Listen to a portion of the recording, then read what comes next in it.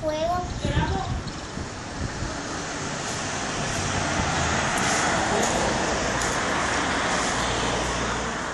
¿Qué está haciendo fuego, mamá?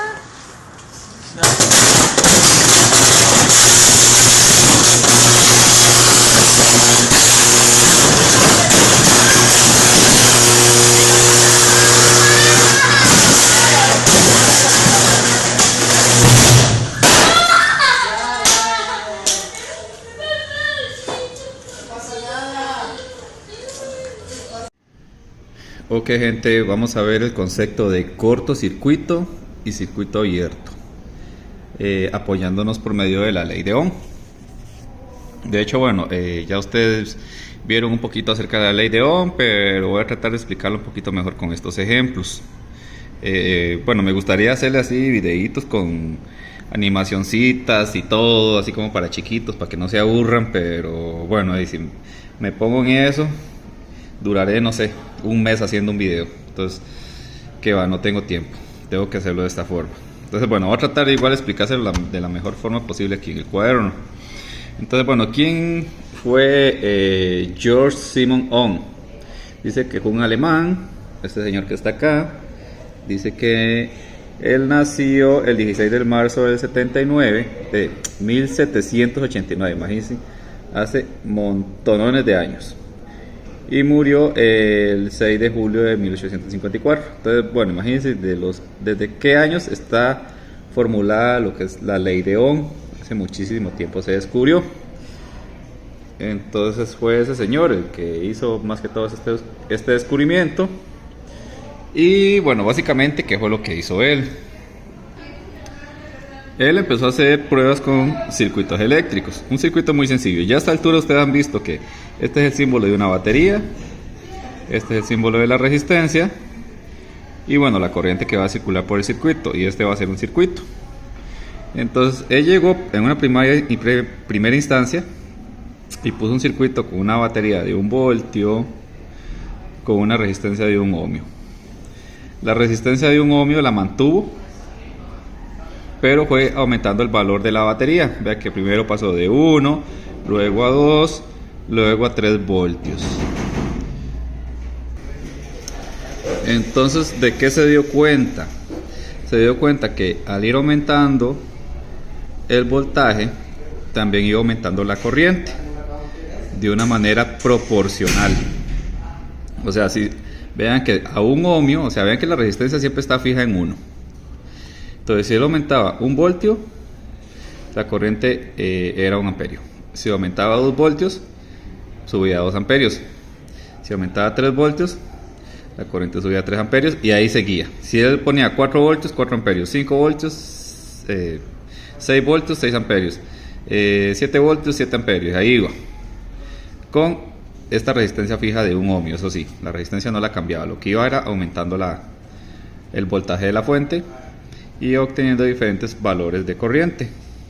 Entonces, esto fue lo que se dio cuenta básicamente, que 1 voltio produce 1 amperio, 2 voltios producen 2 amperios, 3 voltios producen 3 amperios. Ok, ese fue el primer experimento. Luego hizo este otro experimento, donde en este caso más bien dejó la batería de 6 voltios fija y fue cambiando la resistencia. Ven que aquí tiene 6, aquí 3 y aquí 2. Entonces, ¿de qué se dio cuenta? De que al ir disminuyendo la resistencia, vean que aquí están 6, aquí en 3, aquí en 2, la corriente que iba haciendo iba aumentando. Aquí está en 1, aquí está en 2 y aquí está en 3. Entonces él se dio cuenta que al disminuir resistencia aumenta la corriente. Y aquí está 6 ohmios, 1 amperio, 3 ohmios, 2 amperios, y 2 ohmios, 3 amperios. Entonces vean que la corriente va para arriba, 1, 2, 3, mientras la resistencia va disminuyendo, 6, 3, 2.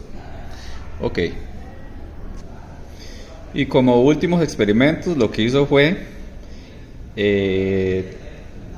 tratar de mantener la corriente constante a 1 amperio. Entonces ven que la corriente se mantiene constante a 1 amperio. Entonces él se dio cuenta que para mantener constante en 1 amperio tenía que haber una proporción entre voltaje y resistencia. Entonces ven, voltaje de 1 voltio, resistencia de 1 voltio, voltaje de 2 voltios, resistencia de 2 voltios, voltaje de 3 voltios, resistencia de 3 voltios, y siempre todo producido en amperio. Ok, de todas estas pruebas que él hizo, se dio cuenta que la resistencia, el voltaje y la corriente tenían una relación lineal. Ya les explico eso, la relación lineal, y que se iba a regir por esta fórmula. Esta fórmula se puede despejar tanto de esta forma como de esta forma, simplemente haciendo un despeje, ¿verdad? Aquí yo despejo la I, y aquí despejo la R, y aquí despejo la V. Y se descubrió el triángulo de potencias, que si ustedes tapan el valor que andan buscando, van a obtener la ecuación que van a necesitar para calcularlo, ¿verdad? Entonces vean que si yo tapo V, me queda I por R, que es esta de aquí. Si yo tapo la R, me queda V entre I, que es esta de aquí. Si tapo I, me queda V entre R, que es esta de aquí arriba. Entonces, bueno, ¿qué es eso de la relación lineal? Algunos están viendo en matemática o han visto matemática la función lineal. ¿Se acuerdan que la función lineal tiene la forma y igual a mx más b? Solo que en este caso no tenemos b es 0. Entonces, ustedes se fijan, tomando en cuenta las ecuaciones de la ley de Ohm, vemos que tiene un comportamiento lineal, porque si ponemos a I en la variable y a V en la variable x, se acuerdan que la que va horizontal es la variable x y y es la variable vertical. Entonces esa ecuación me va a quedar algo como esta de aquí. Tengo a I como variable independiente, V como variable dependiente, y 1 entre R viene a ser el valor de la pendiente. Entonces, de esa manera yo tengo ecuaciones lineales que se van a regir por esta fórmula. Como ustedes ven, esta fórmula no tiene ningún elemento al cuadrado, ningún logaritmo, ningún exponencial, o sea, su comportamiento es completamente lineal, por eso se puede representar por medio de líneas. Para esos que dicen que, ay, ¿para qué nos enseñan eso en matemáticas? Esas cosas nunca se van a usar. Sí, claro, ustedes no saben el montón de cosas en esta vida que tienen comportamientos lineales, como por lo menos, por ejemplo, el caso de la corriente, la resistencia y el voltaje. Entonces vean que se puede representar por medio de líneas. Entonces, de esta forma me va a quedar la línea, ahorita vamos a ver, de un cortocircuito. De esta forma me va a quedar la línea de un circuito abierto, que es lo que vamos a ver en este video. Y de esta forma me va a quedar ya cuando tengo bajas resistencias o altas resistencias. Pues, algunos se fijarán y dirán que raro, las altas resistencias tienden a ser como más empinadas y las altas resistencias más bien tienden a ser como más acostadas, cuando normalmente es como lo contrario. Pero si ustedes se fijan, aquí dentro de esta ecuación, la pendiente, que sería 1 entre R, está invertida, ven que es como un inverso multiplicativo, 1 entre R, por eso el comportamiento es como inverso. O sea, resistencias bajas más bien tienden a hacerse como hacia arriba, y resistencias altas tienen más bien como hacerse hacia abajo, como acostarse. Pero bueno, esa es la idea. ¿Por qué les enseño esto? Porque luego ustedes van a ver curvas características de componentes electrónicos, y esto tienen que dominarlo muy bien para entenderlas. Entonces por eso es que esto se ve también, hay que prestarle atención. Entonces, bueno, ya devolviéndonos al concepto de cortocircuito y circuito abierto, que era lo que íbamos a ver en este video en realidad. Entonces, ¿cómo llegó a demostrarlo este señor Ohm, George Simon Ohm? Siguiendo haciendo experimentos, nada más. O sea, este experimento que él llegó aquí, dejó la fuente fija en 6, lo continuó haciendo. Dejó la fuente, ven aquí, que está fija en 6. Pero ¿qué hizo? Fue disminuyendo todavía más el valor de la resistencia. Entonces ven que aquí yo tengo una resistencia de 0,1, aquí tengo una resistencia de 0,001 y aquí tengo una resistencia de 0,00001. O sea, esta es muy pequeña. Entonces ven como el tamaño de la resistencia fue disminuyéndose hasta prácticamente convertirse en un cable, porque recuerden que los cables tienen poca resistencia. Entonces, ¿qué fue pasando con la corriente? Ven que a medida de que iba reduciendo la resistencia y esa resistencia se iba padeciendo cada vez más a un cable, la corriente que iba pasando iba aumentando exageradamente. Vean, ya aquí va por 600.000 amperios. Eso es una cantidad de corriente súper exagerada y peligrosa. Por eso es que producen chispas, calentamiento y bueno, hasta que asusta. Es porque los cortocircuitos se producen con resistencias muy bajas, cuando la resistencia es muy baja. O sea, cuando agarran un cable y lo ponen entre positivo y negativo, ustedes han visto que así es como se producen los cortocircuitos. Este cable no tiene resistencia prácticamente, tiene una resistencia muy baja y se hace un montón de corriente y eso es lo peligroso. Recuerden que la corriente es lo más peligroso. Ok, ese fue explicando el concepto de circuito, de cortocircuito. Un cortocircuito es una corriente muy alta, pero hizo lo contrario también. Mantuvo la fuente en 6 voltios fija y fue aumentando el tamaño de la resistencia. Entonces, ¿qué fue lo que pasó? Aquí tenía una resistencia de 100, la aumentó a 10.000 y la aumentó a 1.000.000. Entonces vean la resistencia grandísima. ¿Qué pasó con la corriente? Se fue haciendo cada vez más y más pequeña y llegó a un punto que era tan pequeña que prácticamente era cero. Cuando ustedes tienen una resistencia muy grande, cuando usted tiene una resistencia muy grande, es tan grande que prácticamente se convierte en un aislante, porque recuerde que los aislantes son muy malos conductores de la electricidad. ¿Y qué significa que sean muy malos conductores de la electricidad? Que sean que tengan resistencias muy grandes. Vean que aquí son 1.000.000 de ohmios. Entonces tiene una resistencia tan grande que prácticamente la corriente no pasa, o se puede decir que no pasa, porque este es un número tan pequeño que se puede decir que es cero. Aquí no hay corriente. Es como que si este circuito lo abrieron aquí, ¿verdad? Como que si lo cortaron y estos cables quedaron en el aire, no pueden juntarse.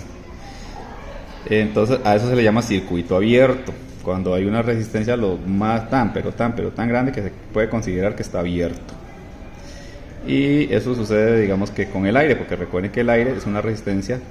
El aire se supone que es aislante, pero ¿qué es lo que pasa? Que de ahí, un rayo es una conducción de electricidad por el aire.